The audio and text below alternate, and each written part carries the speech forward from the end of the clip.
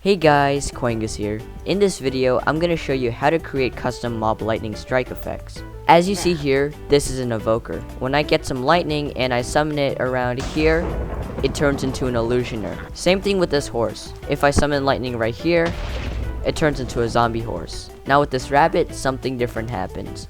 If I summon lightning right here, it turns into the killer bunny. What is really cool is that all three of these mobs are actually unused mobs. The illusioner and the horse are both examples of a mob turning into another mob, while the rabbit is an example of a mob gaining special properties, and in this case, changing the rabbit type NVT. So now that I have showed you a few examples, let's get started. So the first thing I'm going to show you is how to give a mob special properties when it's struck by lightning. So I have a pillager here and I want to give him glowing when he's struck by lightning. So the first thing we're going to do is place down a repeating command block, set always active, and in the command we're going to be executing at the lightning bolt and giving all pillagers in a 5-block radius glowing. What we're going to do is execute at E type equals lightning bolts, run effect give at E type equals pillager, distance is up to 5 blocks away, glowing, let's do 10 seconds, 0 true. So now if we try it, he gets glowing. If you're going to be using a command that only allows you to select one entity at a time, you're going to need to execute as the entity before running the command. So before this, let's just delete all of this, effect give, and instead of run, do as like that.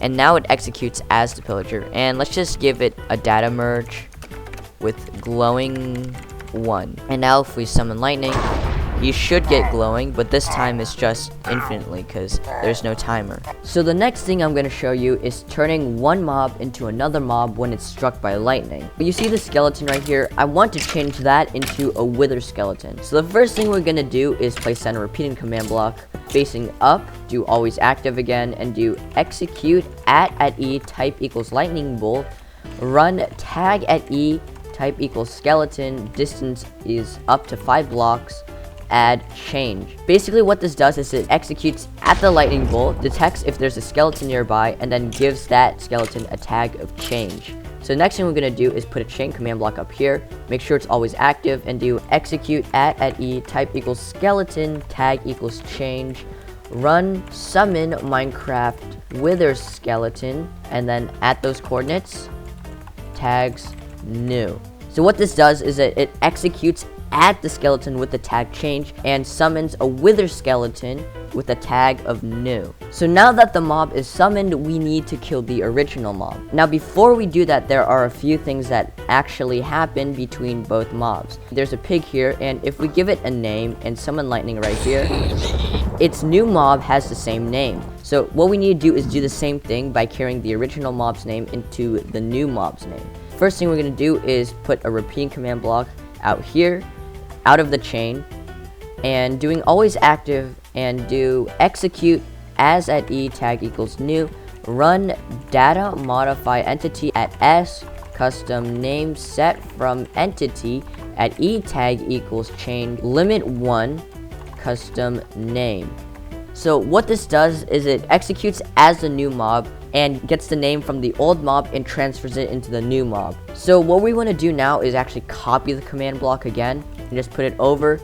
This time we just do chain command block, and instead of just custom name, we do CustomNameVisible, and we do over here as well, just like that.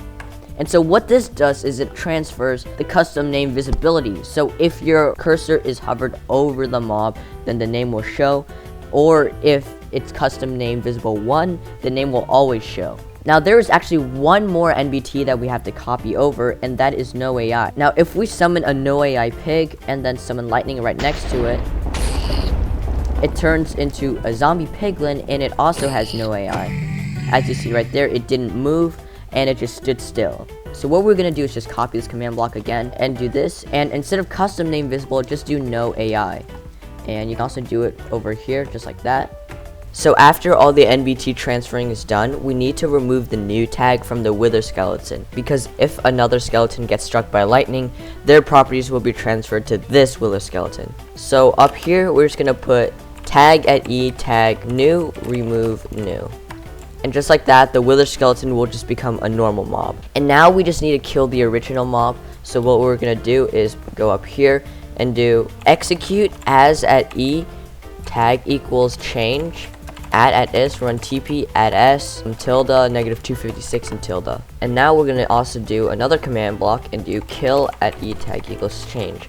So what this does is it teleports the original skeleton under the world and then kills it, so you can't actually see the original mob anymore. And so this is way better than just /killing, because then you would actually see it dying and that would make no sense.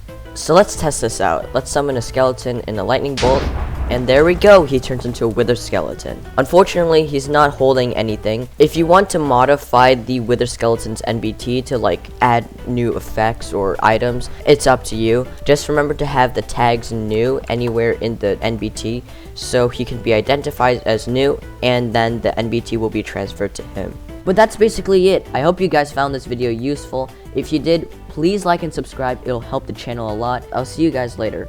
Bye.